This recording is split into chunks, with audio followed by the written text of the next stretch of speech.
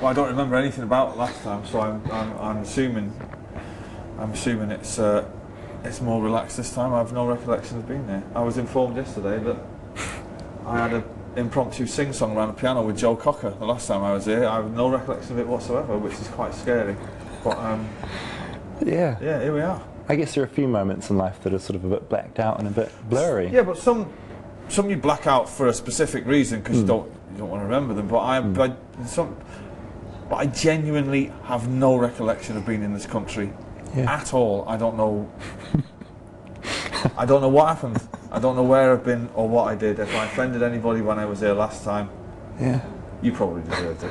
No, I apologise. But it's nice to be back. Yeah, it's nice to have you back. Is it nice touring this album around into different parts of the world that haven't had you play live for a wee while? Well, it's easier to organise stuff because if I want to come to New Zealand or if I want to go to Tonga, then I'll go. I don't have to worry about anybody else or anybody else's schedule. I just pick up the guitar and off I go. But it's nice. It's nice to. It's more satisfying when you're doing it with your own record. You know what I mean? When you're with a band, it's a different thing. It was a fantastic thing we all created, and it was great, and we all shared in the glory, and we all shared in the bad times. But this is different again. It's kind of like, you know, it's more satisfying in a way. And I imagine it's nicer as well because you're completely in control of the whole thing. You can give interviews when you want. You can talk about it when you want. Yeah. It's your baby, essentially. We're making this record, I know we just talked about this off camera, but sort of, you're just saying when you're recording this thing, you're not really worried about what other people are thinking about it. No, people take music too seriously. The only people that should take it seriously are the listeners, do you know what I mean? I've been in studios with people labour over every single minute detail of a record, and it's like, to me, I get in there and I enjoy my time in the studio, and I'm making music. I'm not making political fashion statements or statements in time. Do you know what I mean? Like I said off camera, it's only music. That record there will be forgotten about this time next year, and then you just move on and make another one. You know, and that's it. But people take music in the music business they get so up their own arse about it, you know, and it's just a bunch of songs. Do you know what I mean? Has that always been your attitude, or are you thinking that more recently? No, that's always been my attitude. It's only music, you know. And if you make a record and it doesn't sell, make another one, and that might. You know, it's like people treat everything. It's like you know, it's like the end of the world. If this album doesn't do it, it's the end of the world. You know, it's not the end of the world at all. It's like, go and do some gigs, go get out there, play it to the people, make another one. That's what happens, isn't it? Yeah, and that means you're not getting stressed out about it. You can just go and do what you do. Well, we have a duty as rock stars, or whatever we're known as. We have a duty to at least sell the illusion to the next generation that this is the greatest thing in the world. There's a lot of hard work that goes into touring and all that.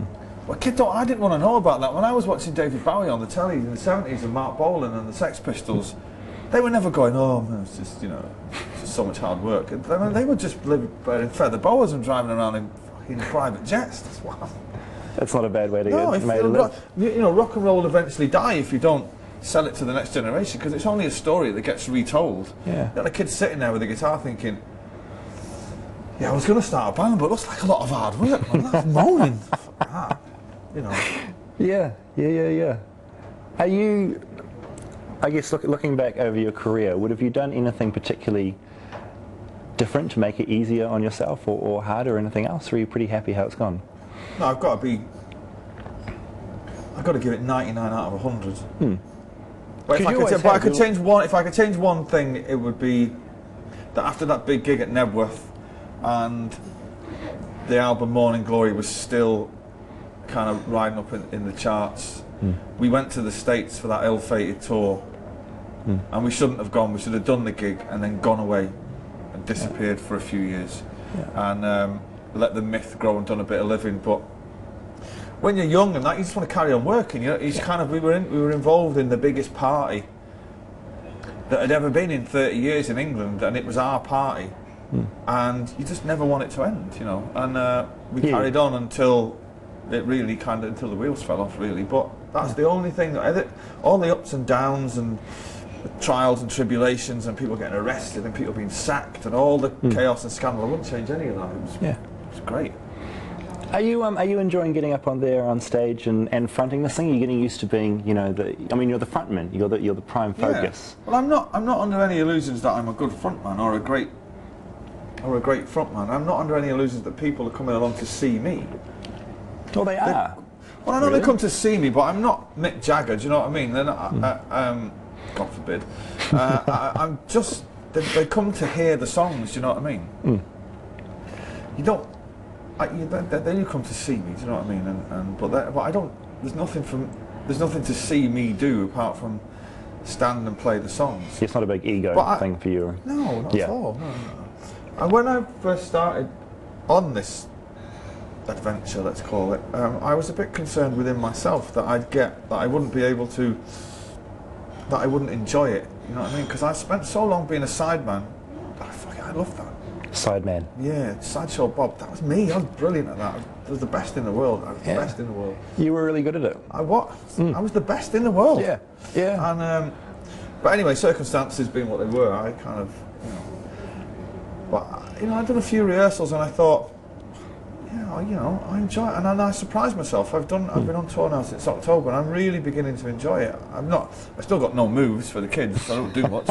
But I'm kind of, yeah. You know, I turn up in good faith that they've turned up to hear the songs, and that's what it's all about. Then I'm your man, you know.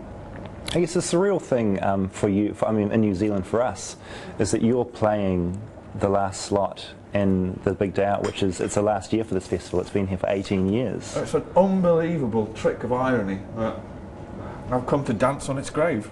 Yeah. Will you do a little dance up there, do you think? I won't do a little dance, no, but it's such an unusual thing. I was on the plane coming over and everyone's going, "Oh, you're doing the big day out? Oh, great, you know it's the last one ever." Don't tell me that. Yeah, it's a bit of... What are you telling me that for? You want to be going to the biggest party around. It's like, was it someone, I don't know, why have they invited me here? As you embark on the solo but career. Yeah, I guess it's the way of the world now. There's a lot of, I don't know what it's like in New Zealand, obviously, but there's a lot of festivals around the world now, do you know what I mean? And there are more coming here as well, and more competition. It's a shame, because I guess bands like the big American bands, certainly, and the big British acts, I guess it's maybe the only time they get to play in New Zealand is for the travelling festival. But it is, yeah. Something will take its place if there's a need for this kind of festival to carry on, then something will rise in its place. It's just the law of nature. Yeah. Well, it's nice to have you here closing it off. It'll be a surreal atmosphere out there, I think.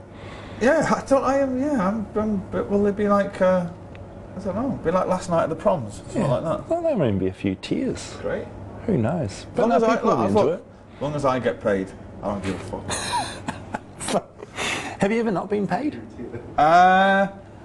Been to a few places in the world where it's best to get the money up front. You know what I'm talking about, Russia.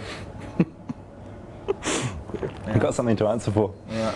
What are you mainly looking forward to this year? Is there anything on the horizon that you're really excited about? Well, this is my first. Today is my first ever festival as a solo artist, and it's ironic that it's going to be the last ever big day out. But I'm looking forward to. I love festival season around the world because all the bands you never get to see.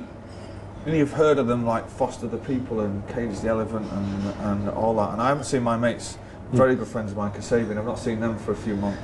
Great. So you kind of get to meet them and catch up with them. It's like a little reunion. Yeah. Yeah. What have you guys been up to? Yeah, and so I'm looking forward to that, but I don't really look forward to one thing in particular more than others. It's just it's a happy camp at the moment because the record's been really, really well received.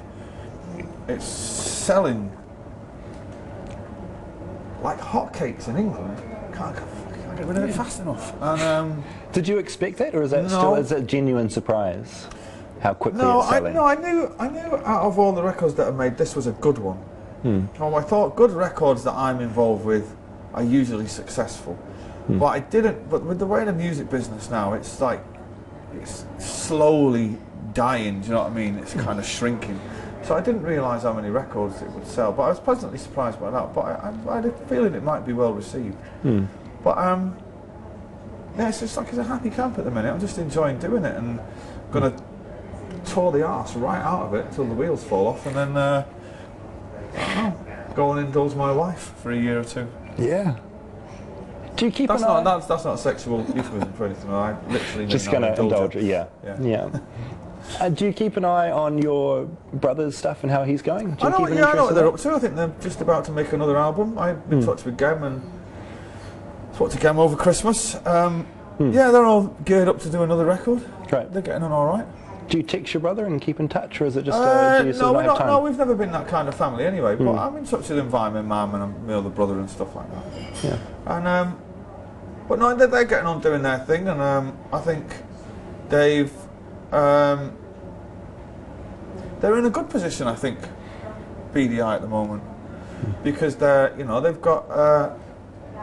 They've still got a little bit left to prove, which is I've always enjoyed being in that position. Do you know what I mean? I've kind of, with this one, everything that I thought might take about 2 or 3 years, I've already done it already. I'm already playing arenas back in England, and I'm a bit like, I wanted to work harder for this. yeah, how's that happened? How am I going to follow this up? Yeah, too easy. Yeah. So, That's a good problem to have. yeah, of course it is. Yeah. You know, you're as well being successful as not. But I think the BDI mob, I think they're in a good position. I think they'll be all right. Cool. Well, look, I look forward to seeing you play tonight. Yeah. A lot of us are. I'll be there. Middle of the stage, denim shirt, red guitar, Yeah. big smile, fat check. I hope we're paying you well. I hope we're paying you well. I'm getting the going rate. Yeah. Yeah. They're not paying me any more, any less than what I'm worth. Yeah. Did you watch Ricky Gervais at the Globes? Oh, did he do it again? Yes, he did it again. No, Yeah. no. Well, I've been watching the news. There's not been that much controversy, so he couldn't have said No, anything. he wasn't quite as crazy as last year. Yeah. Just curious who kept up. No, He's a funny man. No, I've seen there's a bit of beef between Madonna and Elton John, isn't there? Yeah, they had a bit of a go. I think Elton had a bit of a go at Madonna, and then Madonna won the Globe and Yeah, well, all that. good luck to him. Where do you keep your awards? Are they lined up on a shelf Do you know or what? something? What do you do with them? Well, I don't know whether you will believe this or not, but I don't actually keep any of them. I've not got. If you walked into my house and turned down all the pictures of me and my missus, you wouldn't think you were in a rock star's house. I don't have any gold discs, and I don't. The awards, the gold discs I keep in a lockup, and if any charity is looking for something to raffle, I always give them away. And the awards, believe it or not, I always get rid of them on the night. Right, you just where do you put them? Well, I don't. Well, you end up carrying it around. Yeah, so you like hand it to like someone an at some idiot. point. No, there was somebody who works for me. My PA, their house is littered with songwriter of the year and all this carry on, and the girl who does the accounts and the girl looks after the merchandise. And you're just like, because I don't want to carry it around all night, because you look like a bird at a, do you know what I mean? You just want to... Just prancing around with this award. Yeah. Yeah. It's me and my little Brit. So just go, You just palm them off. What's your name? How long have you worked for me now? Do you want this? Have it. You know, and I've given them all away. Yeah. I don't think it's good for the soul to have all that stuff lying around. I certainly don't think it'd be good for my 2 boys growing up, if they want to get into music, to see the weight of their incredible father's monstrous success. It's Do you know what I mean?